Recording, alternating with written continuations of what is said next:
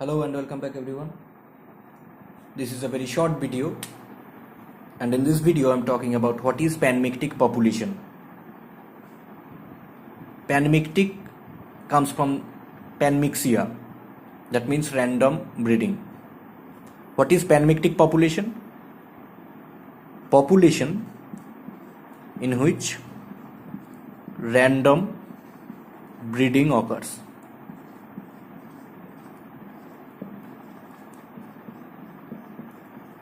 Okay. A population in which random breeding occurs is known as panmictic population. That means here no breeding restrictions.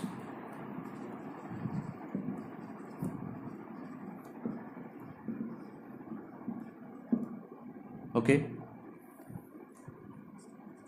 No breeding restrictions in panmictic population. So, breeding is not influenced by any kind of environmental, hereditary or behavioral interaction. So, all kind of recombination